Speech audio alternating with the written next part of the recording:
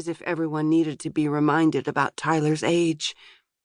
He never even liked trains. He wanted to be a ninja. But nobody asked Claire, because she was only 10. She didn't have enough maturity to make any decisions at a time like this, so her social worker claimed. Glancing back, she saw a handful of women from her mother's book group and another small crowd from church. All watched her from under umbrellas, their faces drawn in sadness. Claire resented them for feeling something for her family. They belonged to her. No one else had the right. How dare they come here and pretend to acclaim on grief that Claire rightfully owned? To one side, she noticed a group of unfamiliar men. They all had broad shoulders like Dad, and she guessed they formed his game group.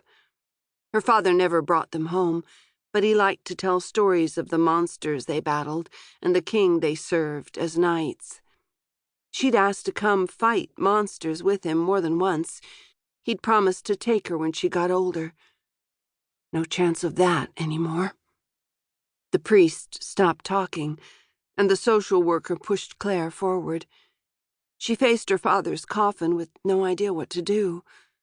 Too empty for tears anymore, she stared at the wooden box and waited for him to throw off the lid, jump out and hug her.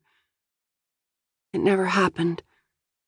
The social worker nudged her until she reached the thick chunk of granite waiting to be placed over his head. She crouched and ran her fingers over the wet surface, tracing his name etched into the stone. Mark Turdan. Behind her, the grass rustled under the assault of shoes and boots. People murmured at the coffins and retreated. They kept coming. Someone patted her on the head. Claire ignored them. They took too long to leave. She wanted to go home. The feet behind her stopped. She sagged with relief at no longer being on display. "This is what can happen, boy," a man said in a gruff voice. Claire stiffened again.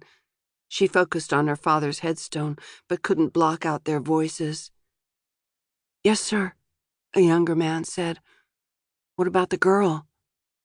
"The foster care system will take care of her," another man said. "She's not our responsibility." "Poor kid," a fourth man said. "My wife and I could take her in." "Toppenish is a lot safer than Portland." The third man sighed. "None of us has legal standing to take up her guardianship. Let the system do its job. You can apply to be foster parents and request her by name." "The cross-state paperwork alone will probably take years," the fourth man said. He also sighed. "Make sure you set something up for your kids, Justin, before they're even born." They walked away. Claire sat on the stone, not caring about getting her clothes soaked. She watched the 4 men fade into the distance, swallowed by the rain. Clunking and humming startled her. Mechanized rollers lowered the coffins into their holes.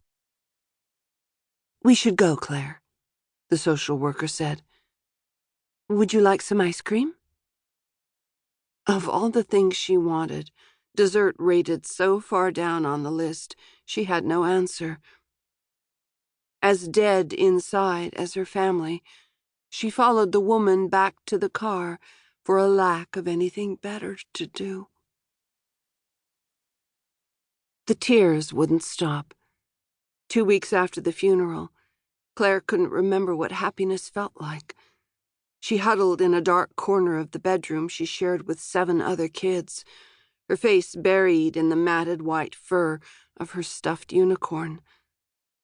The day her social worker brought her to this group home, one boy tried to take the stuffed animal away. After she hit him, the foster mother told her to spend her free time away from that boy. Hi, a different boy, this one with red hair and black glasses, knelt beside her and offered her a box of tissues. She hadn't noticed him entering the room,